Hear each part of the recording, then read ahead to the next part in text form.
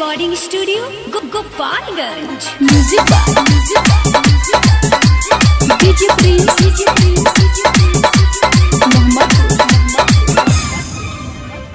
कहेलू बाबा अब होई का होई मानी लो बात तारा होई का होई।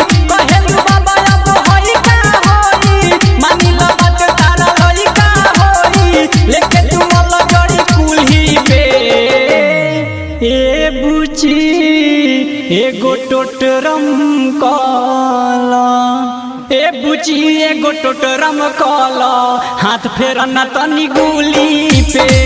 ए बुची एगो टोटरम काला हाथ फेरना तनी गुली पे। कहेलू बाबा अब होई का होई मानी लो बात तारा होई का होई। कहेलू बाबा अब होई का होई मानी लो बात तारा होई का होई। लेके तू मल जड़ी कुल्ही पे ए बुची एगो टोटरम काला ए बुची एगो टोटरम काला हाथ फेरना तनी गुली पे। ए बुची एगो टोटरम काला हाथ फेरना तनी गुली पे।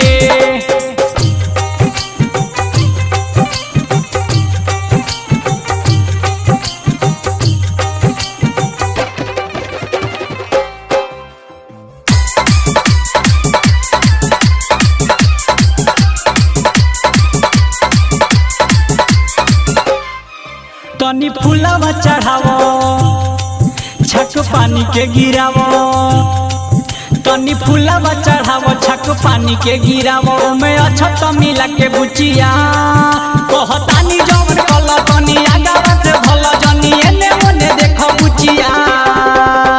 उठे ना रे हम दरदिया तनी को छापे ना पड़ी हरदिया तनी को।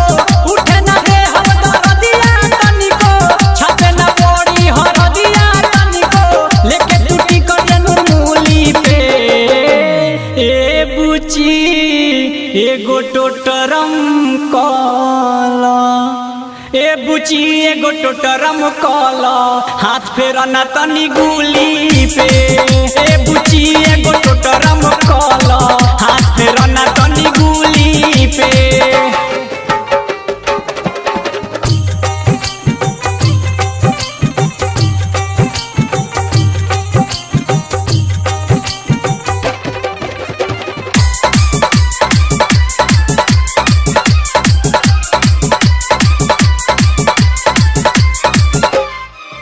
तनी घुंघटा हटावो बात बाटे का बतावो। तनी घुंघटा हटावो बात बाटे का बतावो। दूर होई परेशानी बुचिया आव देह कर टाइट हम नापी तोहार हाइट। चलो सुध कोई जाओ कुटिया। राइटर हरे राम सोनू भी आई है एसपी संदीप हाथ घंटी बजाई है। राइटर हरे राम विकास भी आई है एसपी संदीप हाथ घंटी बजाई है। आज ये बरहम बाबा खुली के ए बुची एगो टोटरम काला ए बुची एगो टोटरम काला हाथ फेरना तनी गुली पे। ए बुची एगो टोटरम काला हाथ फेरना तनी गुली पे। अरे ये बात तनी जल्दी करो ध्यान को बैठे के टाइम हो गइल बा।